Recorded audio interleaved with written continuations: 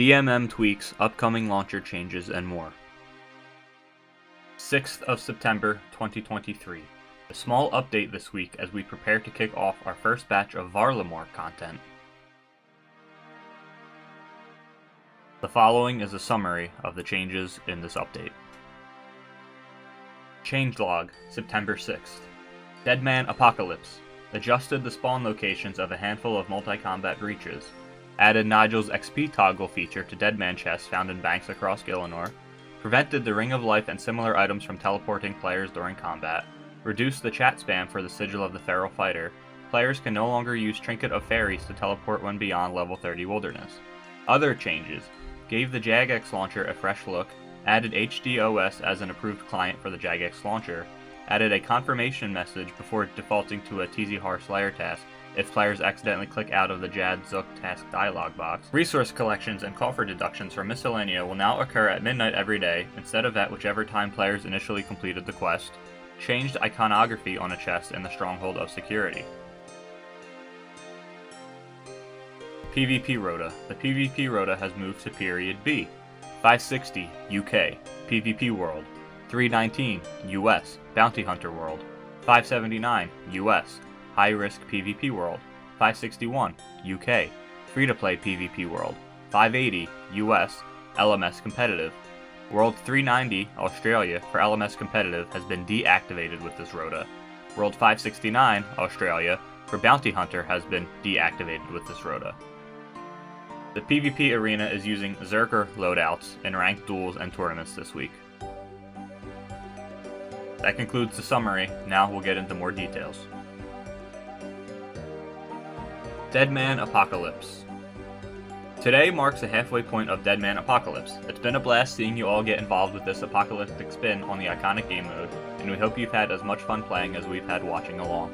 As you know, to keep things fair, we're taking a hands-off approach to tweaks and improvements, but we are committed to fixing major issues as we encounter them.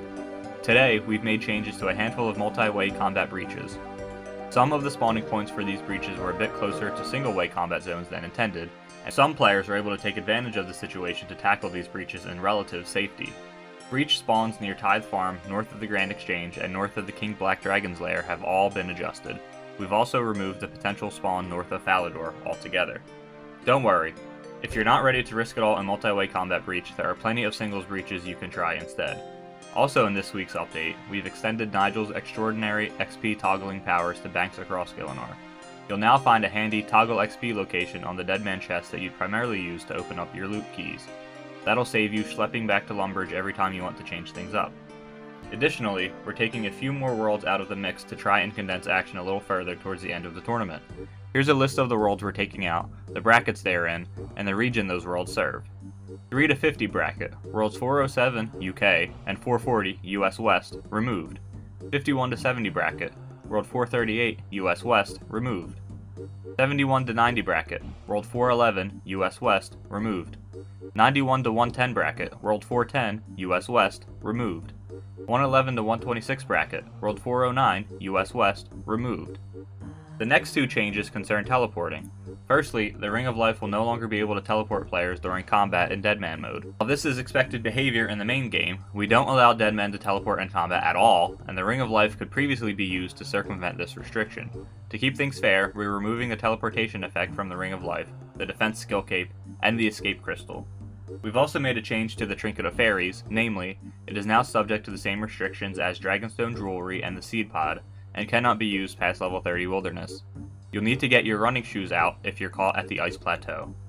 Last, and probably also least, we've made the Sigil of the Feral Fighter less spammy. Now, if your game chat is set to filtered, you won't receive a chat message every time the Sigil is about to activate. If you happen to love spam, we won't judge, and have been relying on these messages during combat, feel free to change your game chat settings to the relevant settings menu. As a reminder, next Monday marks the start of the final week of the tournament. Enjoy the chaos while it lasts, and we'll see you at the finale on Saturday, September 16th. Jagex launcher updates, new look, and HDOS. Tomorrow, Thursday, 7th of September, the Jagex launcher will receive a fresh coat of paint. This change is entirely cosmetic as it brings a new look and feel to the launcher. Alongside this update, we're also happy to announce that the community-led HDOS client will also be available to use directly from the launcher too. If you already have the HDOS client installed, it will show as an available option for you in the client selection dropdown. Want to give HDOS a try? You can find out more, including a link to download it here. If you haven't already tried out the launcher, now is a great time to do so. Coupled with Jagex accounts, it's the safest and most secure way to play old school. We recently added additional functionality such as import up to 20 characters under one login, enhanced account security including stronger passwords, protection against brute force attempts, email notification, required two-factor authentication, improved recovery process including backup codes, remembered sessions, easily import characters you may have forgotten about, 20 additional bank spaces. For more information on Jagex accounts, check out this handy post from July 2023. On the horizon. Since this week's update has been a little quiet, we thought we'd give you a quick update on what we're working on behind the scenes. Right this way, please. Ongoing poll, Leagues 4 rewards, and Scar Essence Mine. Don't forget to cast your vote for the Leagues 4 rewards and the Scar Essence Mine. Not sure what those are? Check out the blogs. These polls close on Friday, September 8th, so read up and have your say while you can. Next week, Path of Gloufrey. At our Summer Summit, we spoke about our next iconic quest backport, Path of Gloufrey. We will be putting an old school spin on this classic continuation of the Gnome storyline, with overhauled versions of Warp Tortoises and Warp Terror Birds. You can look forward to more quality of life than ever before when taking on these unsettling new foes, as well as updated drop tables, rebalanced stats, and a chance at the Warp Scepter, a brand new powered staff whose power sits in between Iban's Blast and the Trident of the Seas. For more info, check out the blog we shared during the Summer Summit by clicking here. So make sure to get your questing boots on next week for a whole host of gnome antics without any monkey business. Varlamore, Community Consultation. It'll soon be time for us to journey to Varlamore, the vast, unexplored continent we revealed at the Summer Summit. In our first batch, you can expect the Hunter Guild, the Perilous Moons quest, and the Fortis Coliseum, along with a few other bits and bobs. We'll be kicking off community consultation for these 3 major updates very soon, so keep an eye out for your chance to get involved. Poll 80 changes. Undoubtedly, there are many of you out there waiting on the last bits of Poll 80. Rest assured that they are coming, but that while Deadman Apocalypse is ongoing, we're trying to avoid adding as much main game content that's likely to impact the tournament. This is a decision that we've had to make for fairness, UK competition laws, and in particular for the more PvP-oriented changes. In particular, the reworked wilderness bosses, to let people enjoy Deadman before coming back to try them in the wilderness, and of course, future Deadman events. So, Poll 80 changes are on the way. Make sure to keep an eye out after Deadman Apocalypse wraps up. Forestry Part 2 Beta Cancellation. On a sadder note, we've made the decision to cancel the upcoming Forestry Part 2 Beta so we can focus on the mobile TLI update. We'll also be using this time to get our existing beta worlds ship-shape for upcoming bigger and more impactful betas. Rest assured, we've learned plenty from Forestry Part 1, and will be aiming for a much healthier spread of XP rates for the new events coming in Part 2. Plus, in case you've forgotten, Forestry Part 2 will not include any teas. Other changes. Finally, we have a couple more changes in this week's update. Firstly, the dialog box pop-up for Tazar Slayer task will no longer default to a regular Tazar task if closed prematurely. Instead, you'll be able to chat to your Slayer Master and make your choice again. Note that if you run off and accidentally kill a regular Tazar without making a decision, your task will default to a regular Tazar one. So watch where you're aiming that ice barrage. Those of you who are currently regents in the Kingdom of Miscellanea will be glad to know that your subjects now attend to your various whims at exactly midnight each day, instead of whatever time you initially completed the quest. Initially, this timer is rounded up, so upon your next login you should find an extra day's worth of resources waiting for you. More logs, sire? Finally, we've adjusted a symbol on one of the chests in the Stronghold of Security in line with other changes made to medical-themed models throughout the game. PvP World Rota. The PvP Rota has moved to Period B. 560, UK, PvP World. 319, US, Bounty Hunter World. 579, US, High Risk PvP World. 561, UK, Free-to-Play PvP World. 580, US, LMS Competitive. World 390, Australia, for LMS Competitive, has been deactivated with this Rota. World 569, Australia, for Bounty Hunter has been activated with this Rota. The PvP arena is using Zerker loadouts in ranked duels and tournaments this week. You can also discuss this update on our official forums, on the 2007 Scape subreddit, the Steam forums, or the community-led OSRS Discord in the Game Update channel. For more info on the above content, check out the official Old School Wiki, the Old School team. That concludes today's update. Stay tuned for my opinions. I haven't taken part in this most recent Deadman, so I don't have too many opinions here. I do like the sort of hands-off approach that they're taking in terms of not trying to make too many tweaks unless it's game-breaking.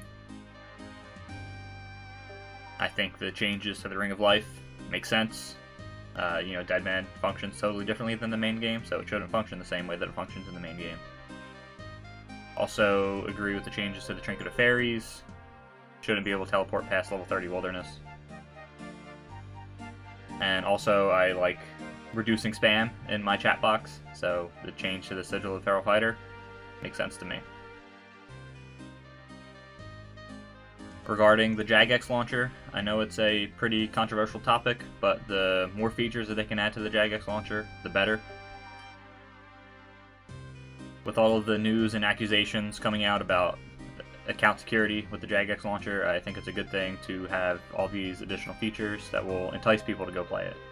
It should be more secure, but all of the news lately from, people posting on Reddit or wherever has been that, they've been getting their accounts hacked, which who knows how much of it's true, but it's definitely drawing people away from using the Jagex launcher. HDOS sounds like it should be awesome. I would love to potentially use it, but I don't know if I'm going to do that yet. Runelight for life. But it does have a lot of good features. I really like that you can have the multiple accounts under one login, and yeah, all the enhanced account security or whatever, we'll see. And the 20 bank spaces, kind of hate that they're hiding it behind that, but again, it's another incentive to go ahead and actually use the Jagex accounts. I got really excited about the On the Horizon section. We kind of talked about already the Scar Essence mine in a previous video, and I haven't covered the Leagues 4 rewards yet. Maybe I will. But I think the Scar Essence mine is a good idea. Polls out now, make sure you go vote in it. Path of Gluffrey, doesn't really get me too excited. The backport, they'll do a good job backporting it, but I'd never really enjoyed the quest too much the first time around in, RS3. But I'm interested to see how they overhaul it. I'm not a big fan of the Warped Scepter, which is the brand new powered staff whose power is between Ivan's Blast and Trident of the Seas. I really kind of hate the powered staff meta. I really wish that they would probably rework the elemental spells and the regular combat spells so that maybe they were 4-tick instead of 5-tick. I feel like the regular combat spells should get some love before we try adding in this new content in the middle. Varlamore has got me pretty hype. I know that the first batch of Zaya content didn't really go too well, but I think the second batch went really well. And Varlamore, I'm just going to love the sense of exploration that theoretically should come along with it. Very few things in this game get me excited, make me feel like a kid again, than, a brand new landmass, new continent, new lands to explore. So I'm really, really looking forward to it. We'll see, as they release more details about the Hunter Guild, the new quest, and the Fortis Coliseum. But overall, very, very excited for Varlamore, and I hope that they, deliver great content with it. And then, as well as not making new updates while Deadman is ongoing, I think it makes a lot of sense for the people who are playing Deadman. Makes it more fair. They've obviously got laws that they need to follow. And then Forestry. Yeah, I don't know what's going on here with the cancellation of all the betas. I don't know if they've released any information as to why they've had to cancel the betas both times. Not that big of a deal to me. I mean, I think it would be good if we could take part and, help them playtest a little bit more. But, yeah, I don't know why they've had to keep canceling this. But, yeah, they claim that they've learned plenty from Forestry the first time around. Looking for a much healthier spread of the XP rates. And, not including the Ts, I think it's a good idea. I don't think the Ts, as they were initially presented, I don't think they fit in very well with the current game. Big fan of the dialogue box being changed for the Tazar Slayer tasks. I was always nervous that if I'd get one and accidentally click off that, I'd lose my task. The kingdom change, I think is very minuscule, but quality of life makes sense. And the chest update in the Stronghold of Security, I assume this was had some sort of red-looking cross on it that they wanted to change because of, you know, some international laws. I don't really fully understand why stuff like that has to be changed, but it is what it is. I have absolutely zero issues with it. Just something that I think I need to read up on more myself. Also noticed one thing that was inconsistent. So down in the extended section for the PvP World Rota, they say that World 569 for Bounty Hunter has been activated with this Rota, but then if I go back up to the changelog, they say 569 has been deactivated with this Rota. So it's probably that it's been activated, but just a slight inconsistency there to be cognizant of if you're planning on going on to World 569. Other than that, that sums up this week's update. Feel free to let me know what you think in the comments. Thanks for tuning in. See you next week.